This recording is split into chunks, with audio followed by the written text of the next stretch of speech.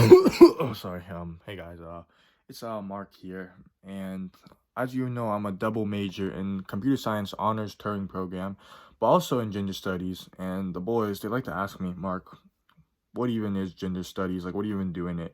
Actually, I do a lot. I learned how to talk to girls in gender studies. Now, most boys, they pee their pants, they poop their pants, and they shiver at the thought of talking to a girl.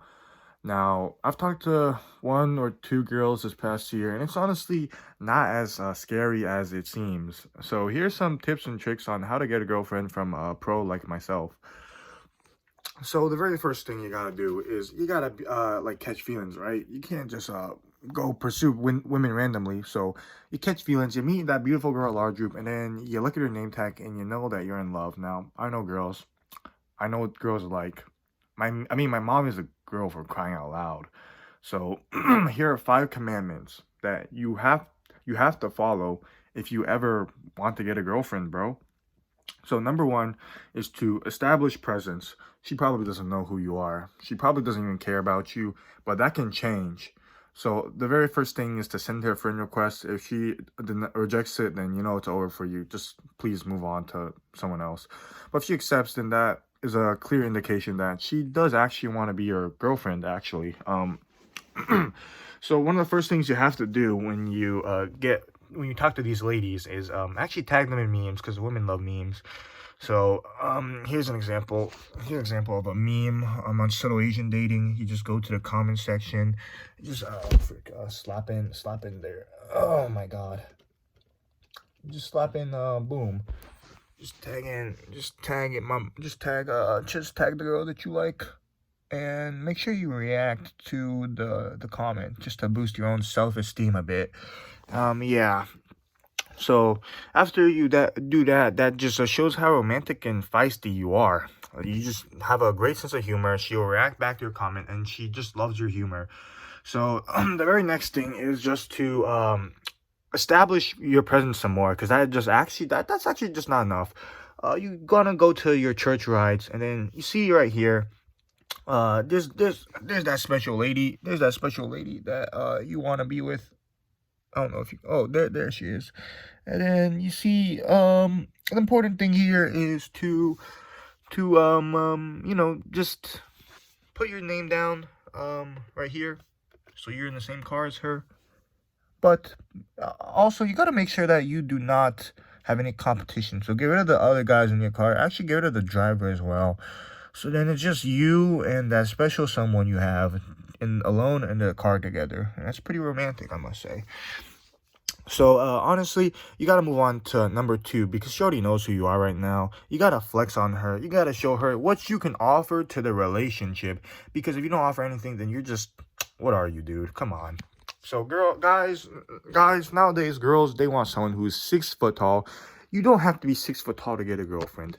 You don't need to be the tallest guy in the room. Actually, you just not need to be not the shortest guy in the room, because if you're the shortest guy in the room, then you are very unlucky and you were dealt a bad hand.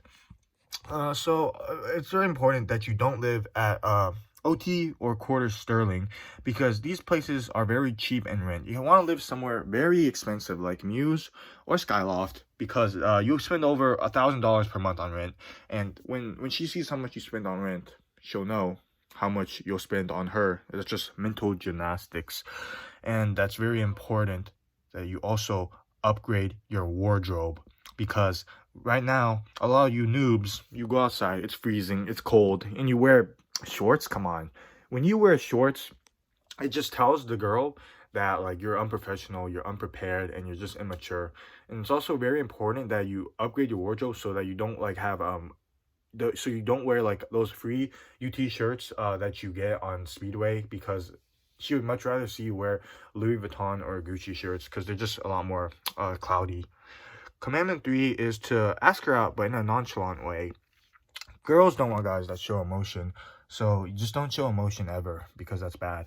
Just say, whatever, so what, who cares, whenever she says anything. Just, it shows how cool you are. Now, don't be an idiot and ask her out during church or Go team. Dude, that is so awkward when you ask her out during church. Church is for Jesus, my guy. Just leave church to Jesus.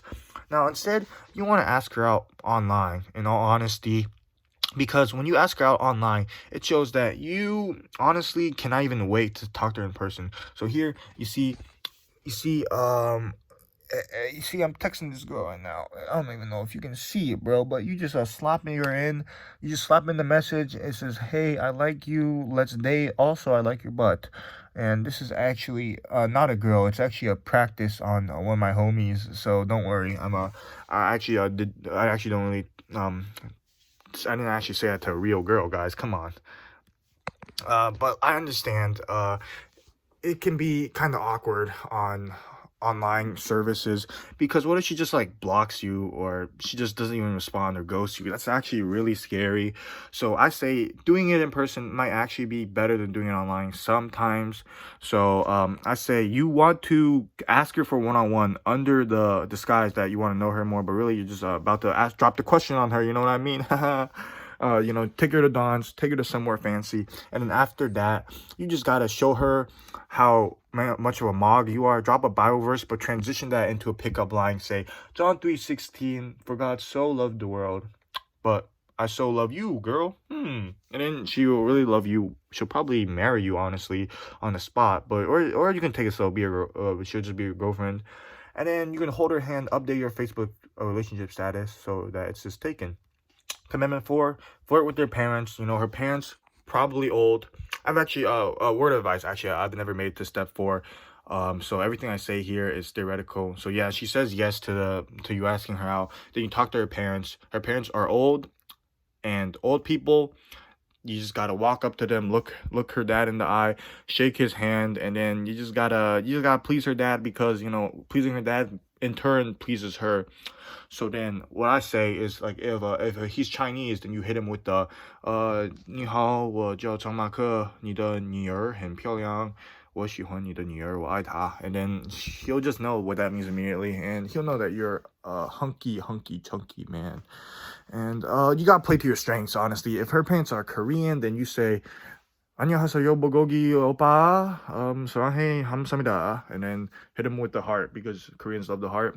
If her parents are Taiwanese, then you gotta say, hey, Taiwan should be its own independent country. Chinese government is just wrong for doing what it's doing, and that's honestly messed up. So after 2 months of dating, her parents love you, she loves you. Now, you just gotta marry her. Before you marry her, be sure to drop the boys, because the boys are a hindrance, and you can't spend time with the boys and your girlfriend. Come on, you pick one, drop the boys, they're done. Now, number 5, commandment number 5 is the final step. You finally reach her. Now, what is it? It's actually, she breaks your heart. She leaves you forever. She never wants to talk to you again. And, you actually, screwed yourself over, because God called you to a life of singleness, and singleness is a blessing. And you should never left the boys, ever. Never, ever leave the boys. That is actually the main takeaway from this, because boys are with you through trials and tribulations. And Jesus is the ultimate love you can find in your life. So, I'm Mark Chang, and that's all I have to say. I'm out, dudes.